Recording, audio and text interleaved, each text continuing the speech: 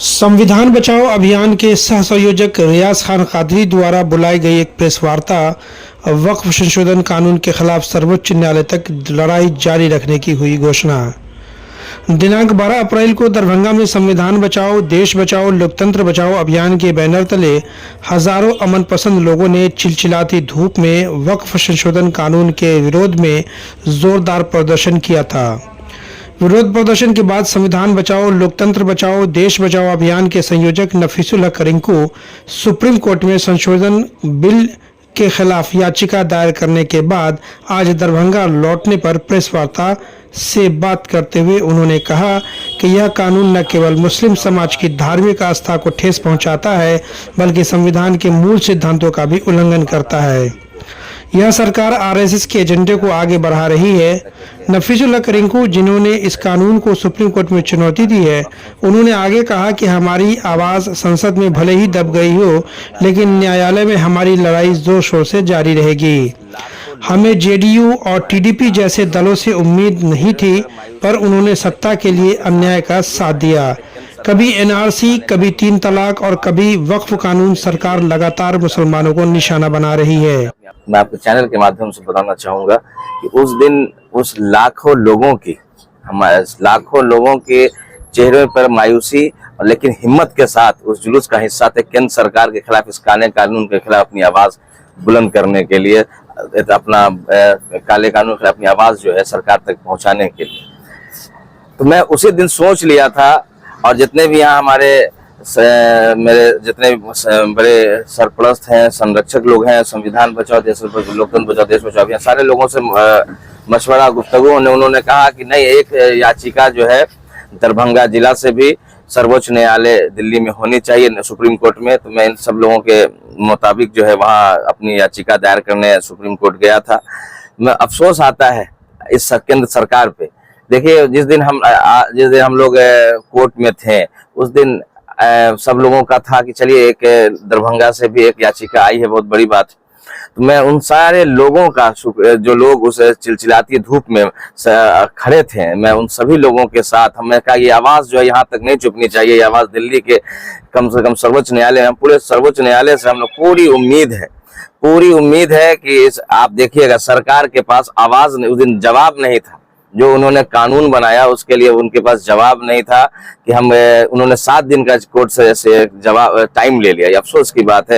ये असंवैधानिक कानून जो हम लोग शुरू से आप लोग कहते हैं कि लगातार, खास तौर से माइनॉरिटी को लगातार जो है टारगेट केंद्र सरकार अपने वोटरों को खुश करने के लिए जो है, खास तौर से एक विशेष समुदाय के मुसलमानों को तंग और परेशान करने के लिए इस तरह का कानून लगातार बनाती है।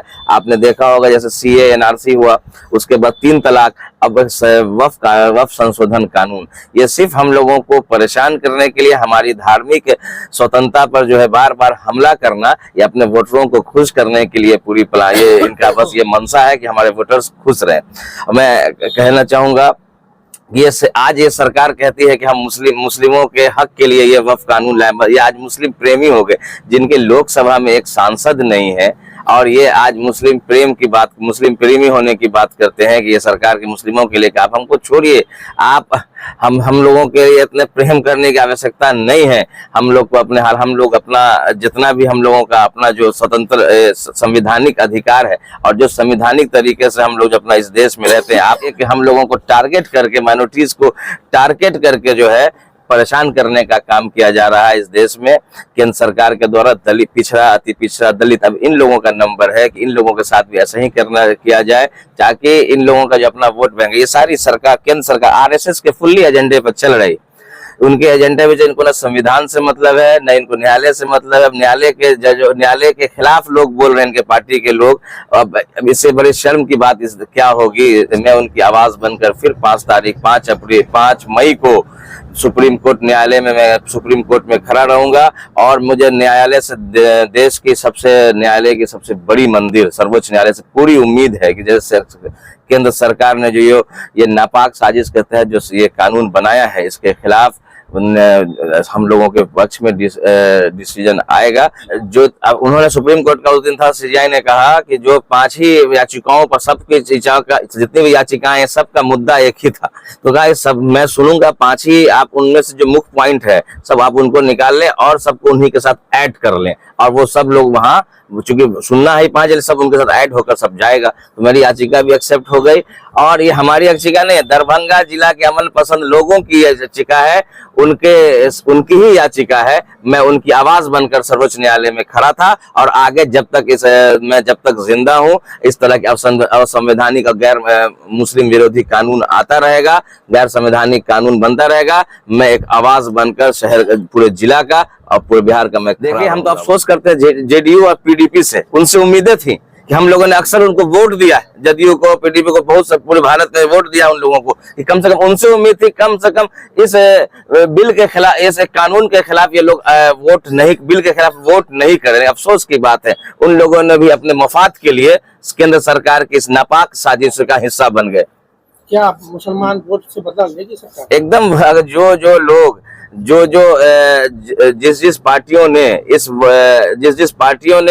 इस तरह के कानून का समर्थन किया है उसके खिलाफ हमको पूरी उम्मीद है कि आने वाले समय में, अभी विधानसभा चुनाव बिहार का हो या जहां भी जिस भी विधानसभा का चुनाव हो, उसमें पूरी तरीके से केंद्र सरकार से एनडीए गठबंधन को पूरी तरीके से जो है जोरदार झटका देने के लिए सारे माइनॉरिटी के लोग और अमन पसंद लोग, वो जो लोग इस देश की आस्था और एकता पर विश्वास रखते हैं, आपसे सौहार्द को बनाए रखते हैं, वो लोग सब उस पार्टी का मुखालफत करेगा और उसके खिलाफ मजबूती से खड़ा होकर उसको हराने का काम करेगा। उन्होंने आगे बताया कि 17 अप्रैल को केंद्र सरकार के वकील ने सुप्रीम कोर्ट में समय मांगा, जो इस बात का संकेत है कि सरकार भी इस कानून की संवैधानिक वैधता को लेकर आश्वस्त नहीं है।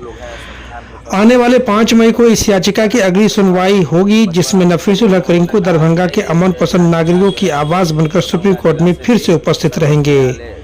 इस अवसर पर एडवोकेट मुमताज आलम ने भी केंद्र सरकार पर सवाल उठाते हुए कहा कि सरकार को वक्फ की धार्मिक और सामाजिक उपयोगिता की कोई समझ नहीं है, यह कदम सिर्फ मुसलमानों को परेशान करने की साजिश है। जिसमें जो अभी वो एक लाए हैं, एटलीस्ट 40 सेक्शंस उन्होंने ऐसा ऐड किया है जो कंप्लीट अगेंस्ट मुस्लिम है, अगेंस्ट वक्फ प्रॉपर्टी है। वक्फ का मतलब होता है फी सबीलिल्लाह।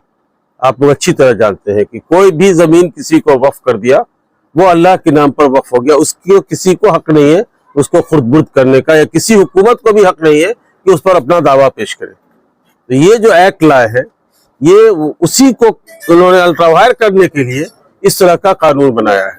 दूसरी चीज आपने देखा होगा कि वक्फ का जो भी मामला होता है वो इस्लाम के जो दायरे हैं, इस्लाम के जो कानून है, उस पर उसको इम्प्लीमेंट होना, उस पर उसको चलना है। उसमें एक क्लॉज आप लोगों ने देखा होगा, वक्फ बाय यूजर, देखा होगा आप लोगों ने, उसको उन्होंने खत्म कर दिया।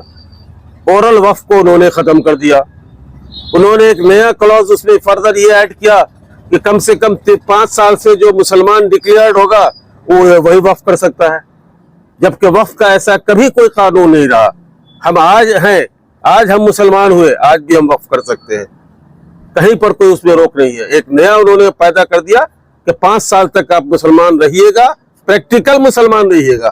ये प्रैक्टिकल मुसलमान का परिभाषा उनके कहीं भी एक्ट में नहीं है। समाज सेवी रुस्तम कुरैशी ने कहा, यह लड़ाई सिर्फ मुसलमानों की नहीं बल्कि दलितों, पिछड़ों और तमाम अल्पसंख्यकों की भी है।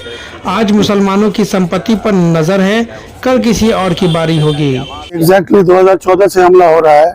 आपको याद होगा कि बाबरी मस्जिद वाले मसले पे जो एक जज थे, मैं नाम नहीं लेना चाहूंगा, क्या उनके साथ क्या हुआ आप लोगों को पता है। तो क्या ये लोकतंत्र पे हमला नहीं तो क्या है। मैं आपके माध्यम से आज जो प्रेस कॉन्फ्रेंस है मिली वक्फ के लिए बैठा गया है। आज हमारे दरभंगा से रिंकू बाबू को वहां पहुंचे, अपनी याचिका दायर की है, वहां सुनवाई। आज जो जस्टिस ने सवाल किया है केंद्र सरकार से, क्या केंद्र सरकार के पास जवाब नहीं था उस वक्त।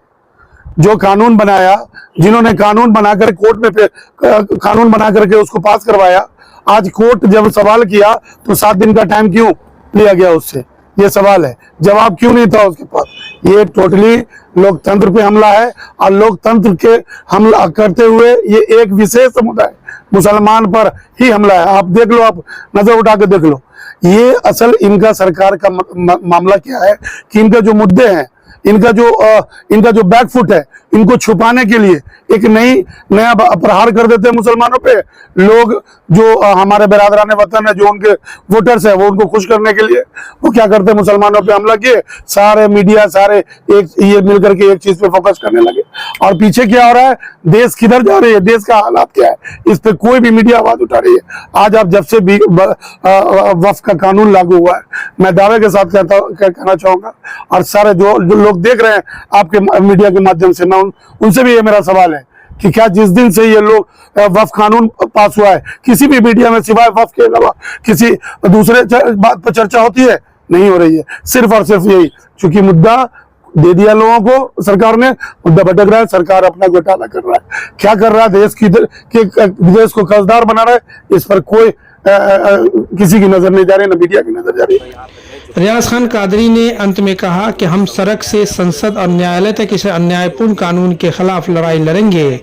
इस देश के हर मुसलमान को या जो संविधान को मानते हैं, उन्हें सर्वोच्च न्यायालय से उम्मीद है कि वह जो भी फैसला करेंगे, बेहतर से बेहतर फैसला मुसलमानों के हक में करेंगे और जीत कर दिखाएंगे।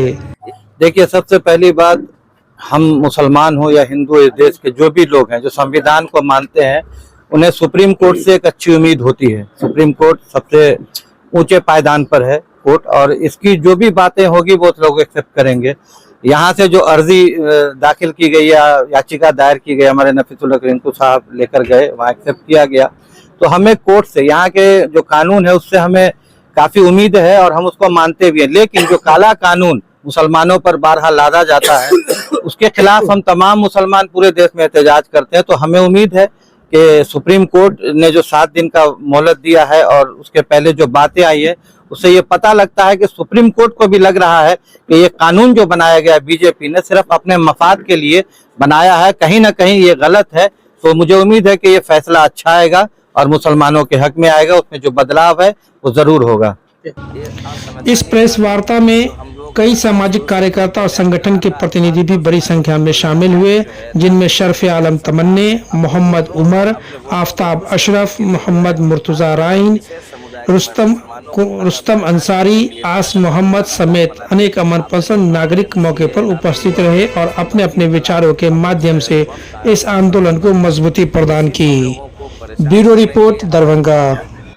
इस काले कानून के पीछे एक बहुत बड़ी साजिश है। हमारे प्रधानमंत्री अपने देश के विकास को छुपाने के लिए हिंदू मुस्लिम की बात करते हैं।